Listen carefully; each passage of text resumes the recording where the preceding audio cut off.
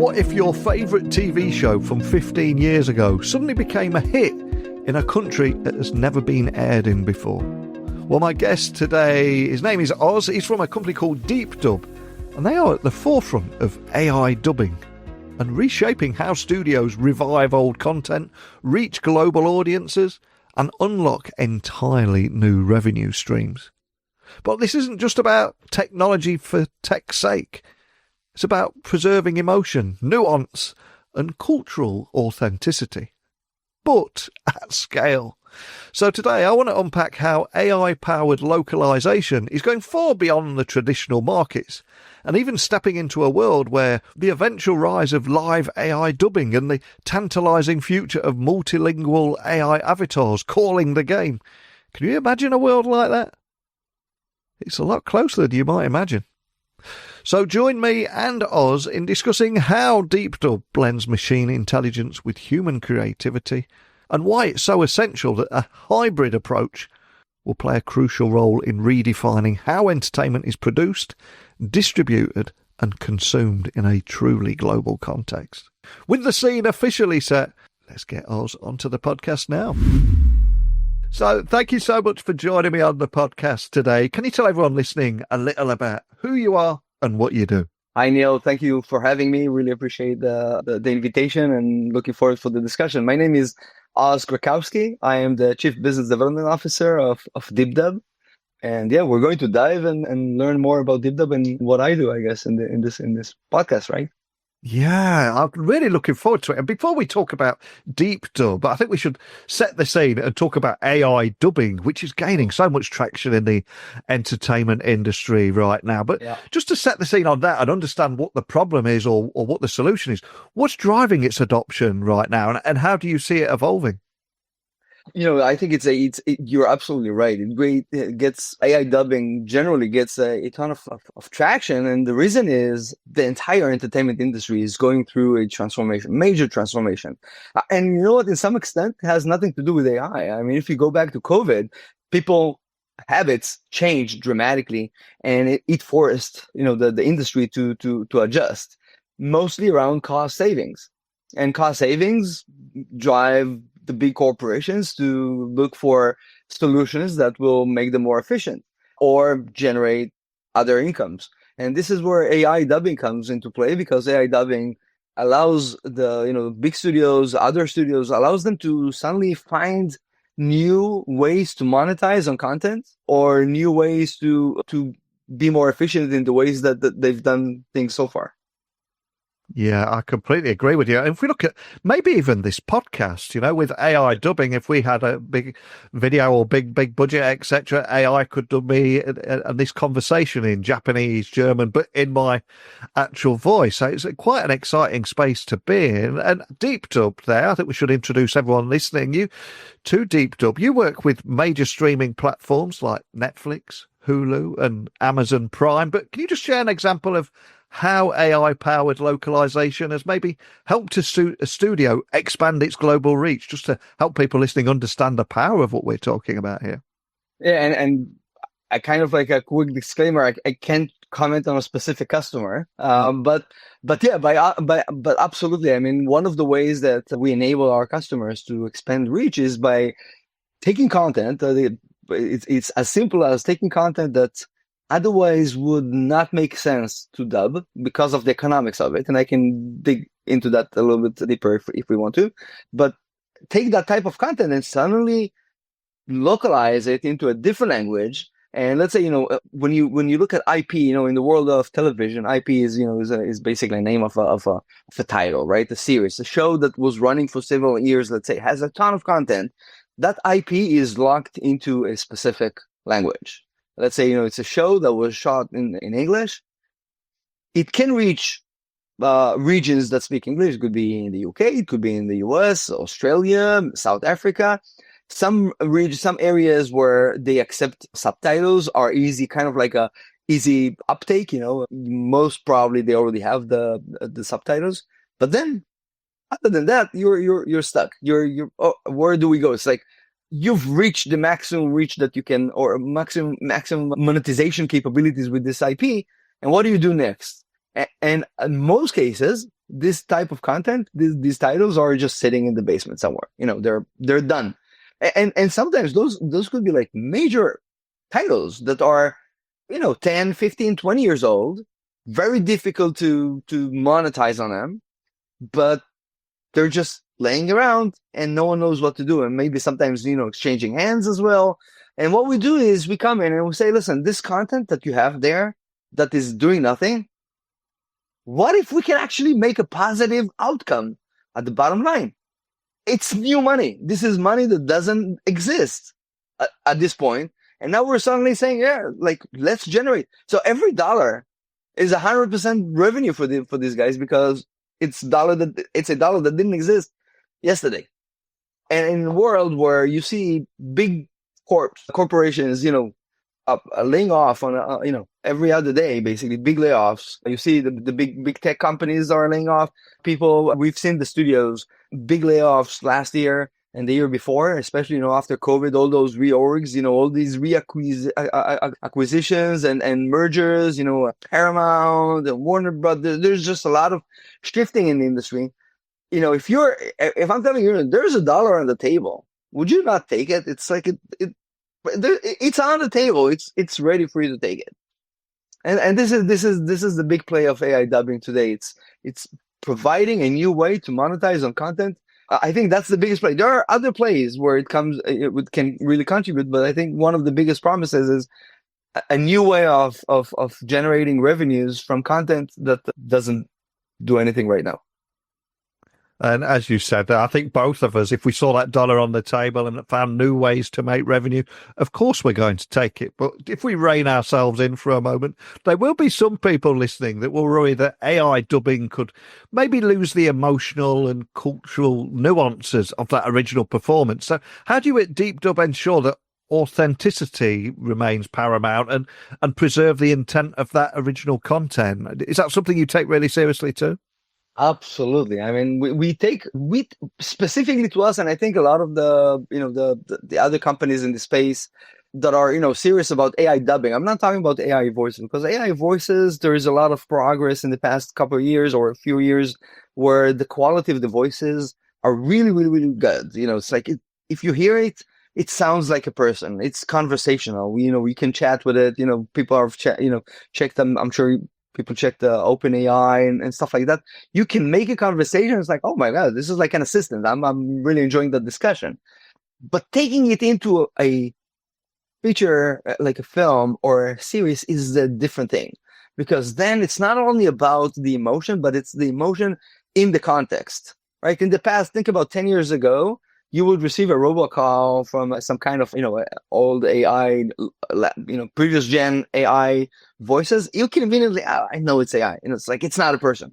Yeah. Even though it's like, it's not bad. Siri, you can tell it's not a person, even though it sounds pretty good. But Alexa, at least the old Alexa, I know they're coming with something else, but it's Alexa. I just know it's not a person, even though it sounds pretty good. Most when you take those very, very good, even the new generation of voices, you take them into a context of entertainment content, it's not only how it sounds, it's also how it sounds in the context. Because if I see someone that's screaming and the voice doesn't scream with it, I'm like, it's cringy. It's like, it doesn't make sense, right? So this is where the creative come into place. And at least in Deepdub, I can tell what we do, which is very unique. I would say we're not the typical AI company. We're not a typical technology company. Because a big part of our staff are people from the creative industry, people that are or were voice actors, dubbing directors, post-production, sound editors, people that their business and their entire experience in life is adjusting voices, so far traditional, but now with AI, or fixing the text, the translation, the nuances, understanding the context, and really digging deep into understanding, how or making sure that this sounds good. So in an essence, to answer, with all my answer is pretty long, but if I try to summarize it, it's not only the technology, but how you complement and balance between the technology and the human creativity to create a a voice or a dialogue that is resonating, that is following the expectation in terms of the cultural nuances, the authenticity, etc. And before you joined me on the podcast, I was doing a little research on you guys. And one of the things that I noticed was that you were talking about AI working as part of a hybrid approach in post-production, which really opened up my curiosity. So how do human experts and AI collaborate to improve that dubbing quality? How does that work? I think that's the biggest topic. It's fascinating because, people think that, I have AI, I'm just flipping a switch and everything works. And it's not. And it goes back to what I said before. There is still work. If I wanted to be a quality output, I need to put work around it. I need to adjust and QC and qualify and make changes. And what we do, I think that's our call to fame is the ability to do this balancing with people. And we have, in fact, several ways that we can do it. One of the ways, the hybrid, the classic hybrid for us, at least, is the ability to bring a voice actor or a couple voice actors. Really, people that are in the industry and provide what they do. They provide the performance. They don't provide their voice. They provide the voices we had them. But think about a voice actor that, could be a very talented person. They go into a show, they look at the show and they're playing or acting the entire cast or some of the characters. And what we do is using certain technologies that we developed, we're able to adjust those performances to the specific character with nuances that are relevant to that specific character. Whether that's it's the voice, could be an accent, certain things that make it more making sense in the context of the film in the region also, right? Could be a child, change the voice into a child, etc.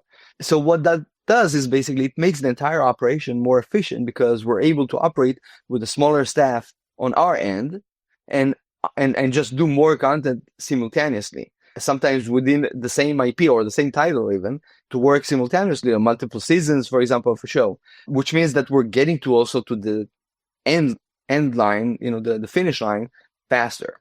Another way that we're also able to, another version of the hybrid is not with a voice actor, but with an editor or someone that is a language expert that is able to use our tools, our platform, in order to make those adjustments. So if you think about it in the past, the traditional way would be very sequential. You'll have the transcription and someone that approves the transcription in the original language. Then you have the translator, someone that is a language expert that will translate, just making sure the translation and some level of adaptation is relevant. Then you'll have the voice actors, actresses, and the dubbing director and the sound engineer sitting in a studio, basically recording themselves. And then you have a sound engineer doing the mix. And along the way, you'll have people that do QC. This entire process is very, very sequential, a very, very long, tedious, requires a lot of scheduling, a lot of project management around it. What we do is we fused most of these activities into a single person. So we have a person, one right now, that can see the transcription and they can qualify the transcription because transcription happens within using technology. They look at the translation and they can approve the translation or make any changes they see fit that are needed within the context.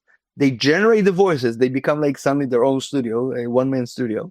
They generate all the voices, the dialogues. They go through everything and making sure that the pronunciation is correct. Everything is within the right timing. The voices are casted correctly. They can make sure that the glossaries are correct. Everything is correct.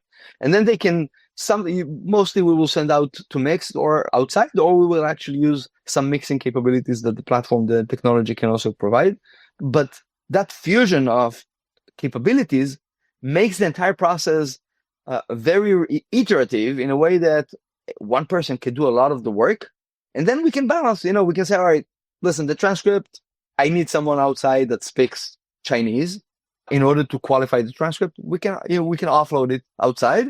And this is where we balance, the technology where it's good and complement it where it's not perfect or it's not enough. It's never perfect, but where it's not enough with the right people.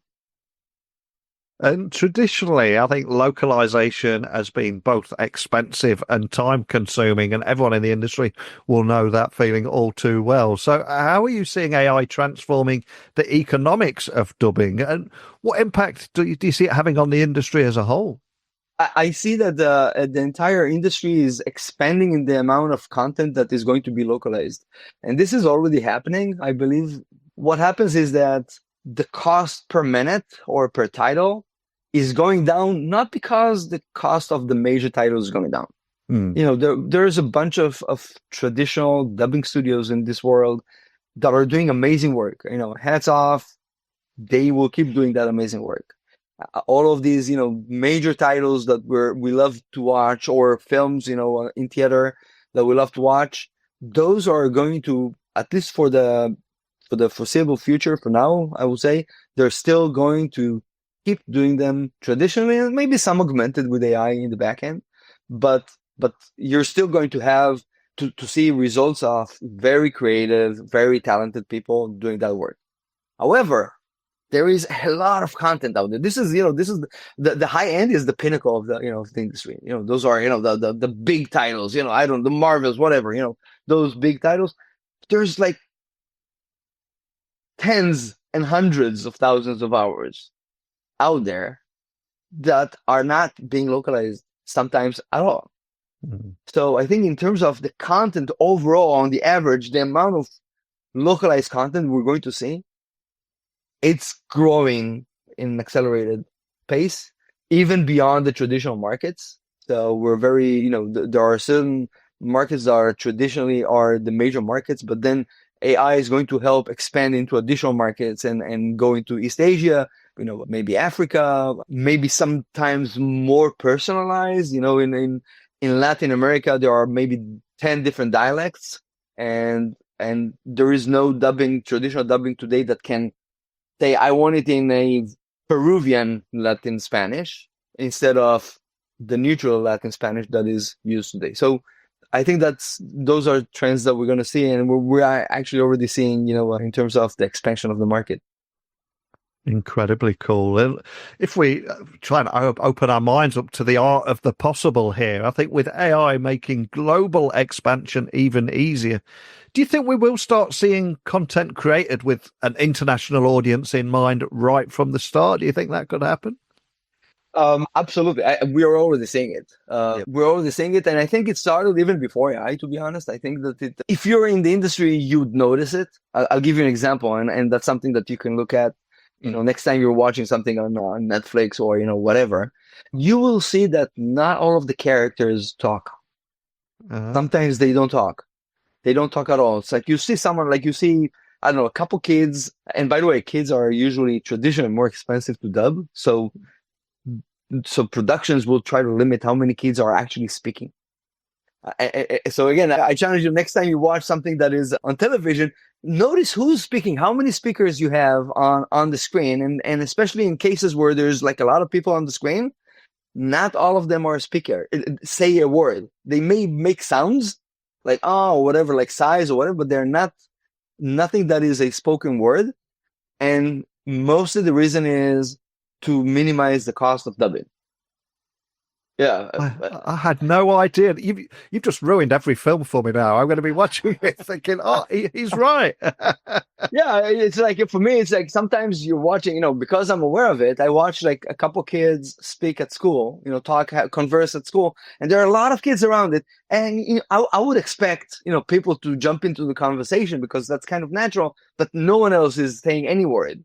They're just going around or they're just kind of like standing next to them as part of the the setting, but they're not saying any word. And I know why, because it's going to cost the production a lot of money or the broadcaster a lot of money to dub that. If they just said, one word, I need to dub it.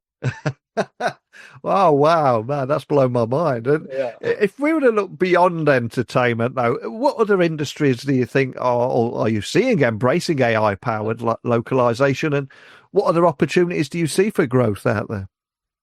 You know what? I think that's the most fascinating part of this technology.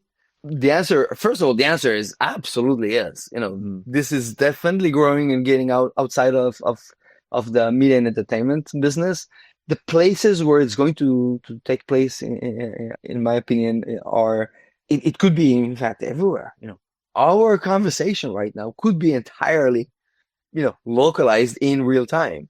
We're going to see, there's going to be like the chatbots, the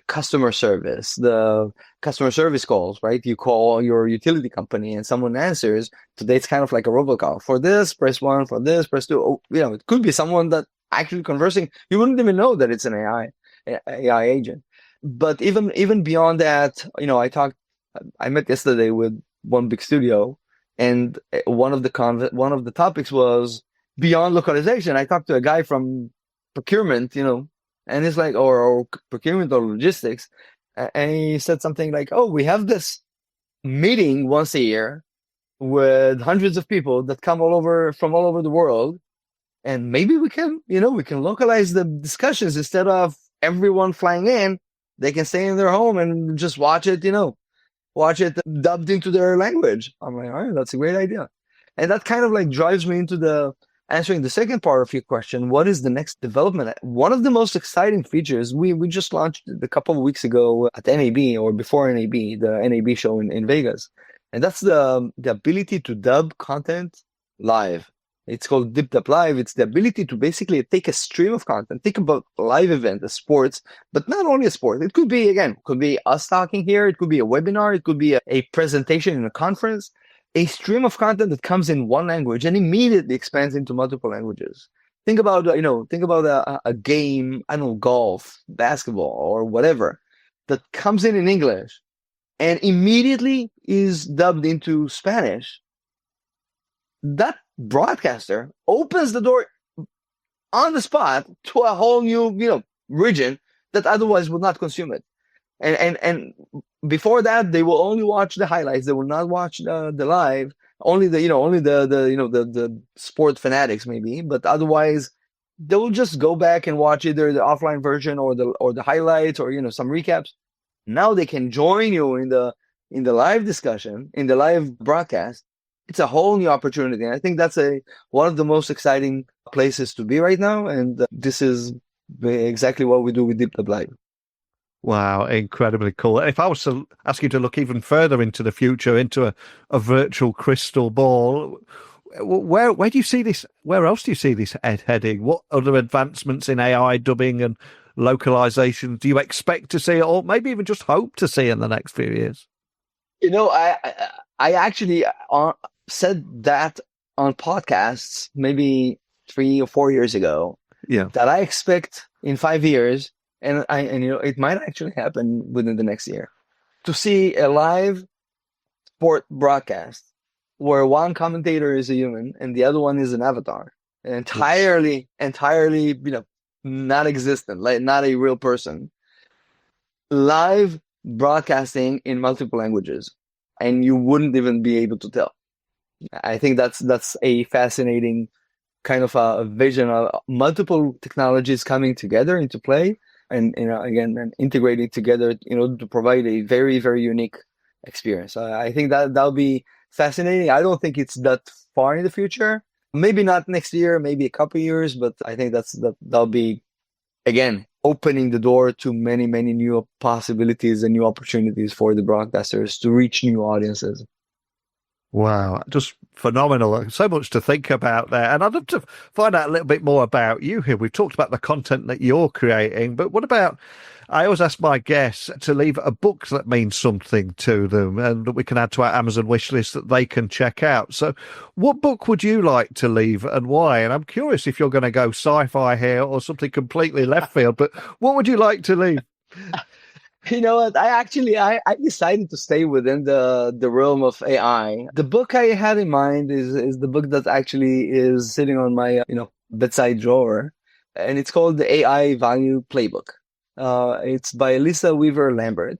So go look it up on Amazon. And disclaimer: I actually contributed to this book. So there's actually an episode of Lisa interviewing me about a specific case studies, etc. in AI. And I think the beauty of this book is that what I like about this book is that Lisa took a very specific approach or a very, how do you say, realistic approach about AI in terms of how do we introduce AI to executives in a company. And if you're in the early stages of trying to understand, what's machine learning, what is the Gen AI terminology, the basic concepts, it's a great book to start with. It gives you the ability to learn about diverse, different real world case studies, just like the one that I provide, but others as well that are fascinating. I think mine is actually one of the last one in the book, but there's plenty there. And those are from people in different industries that have entirely different areas of focus or interest. So I just find it very, very interesting. And I think that if I need to recommend a book, I would say, go check Lisa's book, because it's a great, again, if you're just starting your way in AI, or even if you're in the middle of the journey, it gives you just different perspectives of looking at how AI is being used by different companies in different use cases. And, it's a great book to have along the journey with you. Oh, wow. I'm going to be checking that out, and I'll get that added straight to our Amazon wish list. And for people listening, I'm sure we've set off a few light bulb moments during our conversation today. Maybe they want to find out more about Deepdub and how you might be able to help them, or just see it live in action, see what this stuff looks like. Where would you like to point everyone? Yeah, come check us out, deepdub.ai. Super simple. You can sign up for either a demo or try out. I think today we have like two weeks of free try. Feel free to reach out to me. I'm on LinkedIn. My name is pretty unique, so I'm pretty sure you'll find me pretty easily. Happy, to have a discussion, point you in the right direction. Whether it's Deepdub or just, a quick question about AI, I'm happy to have a chat and see how we can either collaborate, or I can help you, with your journey. Awesome. Well, I will add links to everything so everybody listening can find you nice and easily. And straight off the bat, I'm just left thinking, wow, how incredibly cool is this technology? But then what I loved about talking with you today is taking a look under the hood and how your Deepdub solution is simplifying that localization process, ultimately enabling creators and broadcasters to expand their reach globally with incredible ease as well. And it is those hybrid workflows that seem to blend AI precision with that expert human insight. And I want to hammer home that point here as well, because it's not about replacing humans. It is that hybrid workflow that is so important. And the result, superior quality, quicker deliveries and cost savings. You're ticking the ROI box there as well. So just a big thank you for shining a light on this and busting a few myths along the way, and also ruining every future film and TV show I watch, because I'm going to be monitoring how much everybody's speaking. But thanks for joining me today. Awesome. I really appreciate the time and the opportunity, and look forward to, to connecting further in the future. So a big thank you to Oz for joining me and pulling back the curtain on what's possible when AI meets storytelling. Whether that be breathing new life into old series, or expanding into new markets, or even exploring the wild frontier of live dubbing and real-time avatars. Deepdub is showing that localization can be smarter, faster, but most importantly of all, still deeply human. And I think this conversation today is a powerful reminder that innovation in entertainment isn't just about new content. It's also about new ways to connect with audiences who were once out of reach. So if you're curious about the future of AI dubbing, or how this could impact everything from licensing to live events, you'll find the links in the show notes. And if you're experimenting with AI in your creative or business workflows, I'd love to hear about it. That's what this podcast is all about. So please let me know your thoughts. And as always, just stay curious. Keep playing with this stuff and see what value you can unlock. So remember, LinkedIn, Instagram, X, just at Neil C. Hughes if you need me for anything. But it's time for me to get out of here now. So bye for now, and I will speak with you all again very soon.